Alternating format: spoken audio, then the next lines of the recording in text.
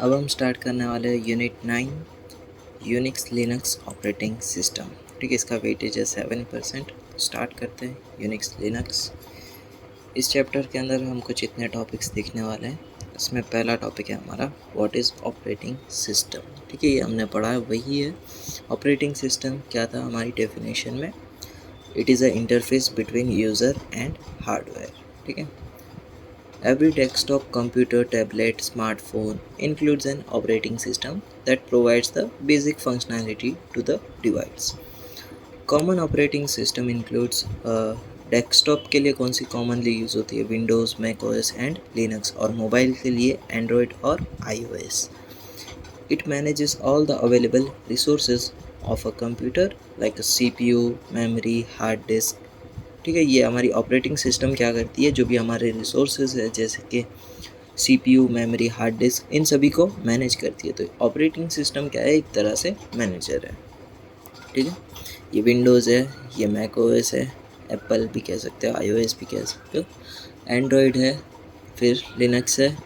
और ये operating system है हमारा जो मल्टीपल वे में एक तरह से मैनेजर की तरह वर्क करता है, जो इन सभी को मैनेज करता है। इसके लिए टास्क ऑफ ऑपरेटिंग सिस्टम, ठीक है, ये भी हमने देख लिया था, फिर से देख लेते हैं। पहला क्या है हमारा? Recognise and install the peripheral devices. पहले वो क्या करेगा? पेरिफेरल्स डिवाइस को रिकग्नाइज करेगा और फिर उन्हें इंस्टॉल करेगा। सेकंड क्या है? Allow software to communicate with hardware. यहाँ पे जो भी हमारे सॉफ्टवेयर है उन्हें वो हार्डवेयर से कम्युनिकेट करने के लिए अलाउ करेगा। थर्ड है हमारा manage file and folders. Fourth है हमारा मैनेज सिस्टम सिक्योरिटी। फिर ये क्या करता है? हार्ड डिस्क में से दूसरी जगह पर डेटा को मूव करते रहता है। ठीक है। सिक्स्थ है install and run other software application. और सेवन है जो भी एरर्स आती है उन्हें वो हैंडल करता है या फिर यूज़र को अलर्ट करता है। What is an OS? ठीक है, ये क्या है? एक तरह से स्ट्रक्चर दिया गया है जहाँ पे बेस पे क्या होगा हमारा? कंप्यूटर के हार्डवेयर, उसके ऊपर होगी हमारी ऑपरेटिंग सिस्टम, और ऑपरेटिंग सिस्टम के ऊपर मल्टीपल यूज़र जो है अपने मल्टीपल प्रोग्राम को एग्जीक्यूट कर रहे होगी। जैसे कि यूज़र 1 जो है वो कंपाइलिंग कर रहा है, यूज़र 2 जो है वो स्प्रेडशीट यूज़ कर रहा है, यूज़र 3 जो है वो टेक्स्ट एडिटर यूज़ कर रहा है, और ऐसे यूज़र n जो है वो पैकमैन खेल रहा है। ठीक है, तो ये एक तरह से स्ट्रक्चर दिया गया है हमें। What is Unix? ठीक है, यूनिक्स क्या है? Unix is a portable, multitasking, multi user, time sharing operating system.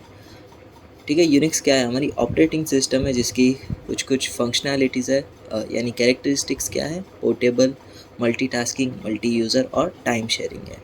और ये जो है develop by AT&T bell labs. ठीक है, इन्होंने इसे डेवलप किया था। Several people can use a Unix computer eight the same time. ठीक है, यहाँ पे मल्टीपल लोग जो है यूनिक्स कंप्यूटर को एक साथ यूज़ कर सकते हैं एक ही टाइम पर। Hence Unix is called the multi user system. ठीक है, ये एक कैरेक्टरिस्टिक हो गई इसकी। Any of this user can also run multiple program at the same time. ठीक है, यहाँ पे जो भी यूज़र्स है वो मल्टीपल प्रोग्राम जो है एक साथ रन कर सकते हैं। इसके लिए जो यूनिक्स है वो मल्टीटास्किंग भी है, मल्टीटास्किंग। ठीक है, there are many different version of Unix. ठीक है, यहाँ पे यूनिक्स के भी डिफरेंट वर्जन है, जैसे कि विंडोज़ क्या है ना, Windows XP, Windows Vista, Windows 7, Windows 8, फिर विंडोज़ 10, विंडोज़ 11। ठीक है, वैसे यूनिक्स के भी डिफरेंट वर्जन है, although they share common similarities. ठीक है, भले डिफरेंट वर्जन है पर उनके बीच में कुछ ना कुछ कॉमन सिमिलैरिटीज़ होगी। विंडोज़ में भी सेम वही है, भले वर्जन अलग है पर कुछ ना कुछ सिमिलैरिटीज़ तो मिल ही जाएगी। और यूनिक्स के कुछ पॉपुलर वेराइटीज़ है, जैसे कि एक सन सोलारिस, फिर है ग्नू लिनक्स। ग्नू क्या है? ग्नू के अंदर ये जो जी है वो और कुछ नहीं, ग्नू ही है। इसमें जो जी है वो ग्नू के लिए स्टैंड करता है। GNU is not Unix. ठीक है, ग्नू का फुल फॉर्म क्या है? GNU is not Unix. ठीक है, and Mac OS 10, Mac OS X। ठीक है, ये इसके पॉपुलर वेराइटीज़ है यूनिक्स के। ये क्या है? मल्टी यूज़र एनवायरनमेंट है, ये मल्टीटास्किंग है, और ये क्या है? उसके एग्जाम्पल है। ठीक है, ये वही लिखा है। द यूनिक्स ऑपरेटिंग सिस्टम, यहाँ पे पता नहीं क्या लिखा है। The Unix operating system is made up of 3 parts. यहाँ पे यूनिक्स जो है 3 पार्ट से बनाया गया है। पहला है हमारा कर्नल, दूसरा है शेल, फिर तीसरा है एप्लीकेशन। इन तीनों चीज़ों का यूज़ करके यूनिक्स ऑपरेटिंग सिस्टम को जो है बनाया गया है। द कर्नल क्या है? Is that part of the system which manages the resources of whatever the computer system it lives on. तो कर्नल क्या है, सिंपल सी भाषा में कर्नल जो है ऑपरेटिंग सिस्टम की कोर इमेज है जो इन सभी रिसोर्सेस को मैनेज करता है। ठीक है, ऑलरेडी हमने कर्नल जो है फर्स्ट चैप्टर में देखा था।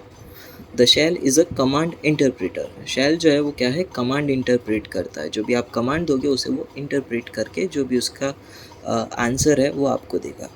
The shell listen to your terminal and translate your request into action. ठीक है, शेल क्या करेगा, टर्मिनल में से जो भी आपका रिक्वेस्ट है उसे लेकर उसे ट्रांसलेट करके आपको उसका जो भी रिज़ल्ट है वो प्रोवाइड करेगा। और ये जो है on the part of kernel and many utility programs, और ये सभी प्रोग्राम जो है वो कर्नल और मैनी यूटिलिटी प्रोग्राम्स के ऊपर करेगा। द एप्लीकेशन क्या है, थर्ड एप्लीकेशन हमारे सॉफ्टवेयर है, सीधी सी बात है। Application which execute on the shell, application जो है वो शेल के ऊपर एग्जीक्यूट हो गया। It can be any utility program like a web browser, video player और दूसरे सभी सॉफ्टवेयर। द फाइल सिस्टम भी है इसमें, पर ये इसके अंदर नहीं है, बस बाहर लिखा गया है। The file system is the organizing structure of for data. File system क्या है, डेटा को ऑर्गेनाइज करने के लिए एक स्ट्रक्चर प्रोवाइड करता है। फिर क्या है, ठीक है, ये यूनिक्स का ये इंडिकेट कर रहा है स्ट्रक्चर। पहला बाहर क्या है, एप्लीकेशन। एप्लीकेशन में क्या है, यूज़र ऐप डेमन्स। ठीक है, शेल क्या है, CLI सीक्वेंस। CLI क्या है, कमांड लाइन इंटरफेस या फिर कमांड लाइन इंटरप्रेटर। ठीक है, CLI का फुल फॉर्म क्या है, कमांड लाइन इंटरफेस या फिर इंटरप्रेटर। और कर्नल जो है उसके पास हार्डवेयर के सभी एक्सेस होते हैं, इसके लिए वो जो है मेमोरी को शेड्यूल करता है। ठीक है, what is exactly shell. The shell क्या है, एक इंटरफेस है यूज़र और कर्नल के बीच में। ठीक है, अगर डेफिनेशन पूछे तो आप ये पॉइंट लिख सकते हो। The shell is a command line interpreter. User commands are often entered on a command line interface that is provided by a shell। ठीक है, यहाँ पे जो शेल जो है कुछ कमांड प्रोवाइड करेगा और ये यूज़र जो है उस टर्मिनल के अंदर इन कमांड्स को एंटर करेगा। The shell is a program that reads the user command and evaluate it and the prints the result. Shell क्या करेगा, जो भी कमांड है उसे इवेल्युएट करेगा और जो भी उसका रिजल्ट है वो प्रिंट करेगा। For evaluating command the shell में एग्जीक्यूट अदर कमांड। ठीक है, अगर आपने कोई कमांड पुट किया है तो फिर शेल जो है उसे एग्जीक्यूट तो करेगा ही, या फिर उसके जो भी सब कमांड है वो एग्जीक्यूट करेगा, या फिर उसे वो कर्नल को पास कर देगा। The most popular shells are bash, TCSH और फिर CSH और कॉन। ठीक है, ये चार जो है पॉपुलर शेल्स है, जिसमें हम बैश देखेंगे आगे। शेल कमांड जो है केस सेंसिटिव है। ठीक है, इसमें कैपिटल स्मॉल लेटर इन सभी चीज़ों का ध्यान देना है क्योंकि ये केस सेंसिटिव है। ठीक है, यहाँ पे देखो अभी हेल्प इसने एंटर किया तो फिर ये पूरा बार जो है ये ओपन हो गया, जो भी ये कमांड है वो उससे ये पूरा प्रोग्राम जो है वो ओपन हो गया। ऑपरेटिंग सिस्टम का ऑर्गेनाइजेशन, तो सबसे पहले क्या आएगा हमारा हार्डवेयर के ऊपर जो है वो हमारी कर्नल होगी। कर्नल के ऊपर क्या होगा, यूटिलिटी लेयर और यूटिलिटी लेयर के ऊपर आएगा हमारा एप्लीकेशन या फिर प्रोग्राम लेयर। ठीक है, और यहाँ पे तो हार्डवेयर रहेगी, कर्नल में हमारा कर्नल। यूटिलिटी लेयर में क्या है, ये सभी यूटिलिटी प्रोग्राम्स है शेल के, जैसे कि बैश, KSH, ये अभी हमने पीछे देखा वो, CP, LS, PS, ये सब कमांड है। GCC, PL, grep, manual, man, PS, who, a.out, emacs, ये सब कमांड है। और VI क्या है, एक फाइल एडिटर है, वो भी एक कमांड के थ्रू यूज़ होता है। और यहाँ पे बाहर हमारे दो प्रोग्राम हैं, hello.pl और hello.c। तो अगर आपको ऑपरेटिंग सिस्टम का ऑर्गेनाइजेशन पूछे तो कुछ आप इस तरह से ड्रॉ करके बता सकते हो। ओके, यूनिक्स की हिस्ट्री है, आप पढ़ लेना। वैसे तो Unix operating system was born in late 1960s। एक पहले तो वो वन मैन प्रोजेक्ट था जो केन थॉम्सन बेल लैब्स के उन्हें कंटिन्यू कर रहे थे। In this time since Unix was first developed and then it goes to many generation.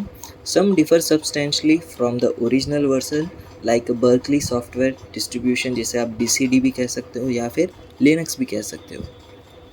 Others still contain the major portion that are based on the original source code। ठीक है, ये history है। अब हम next video में देखेंगे इसके features.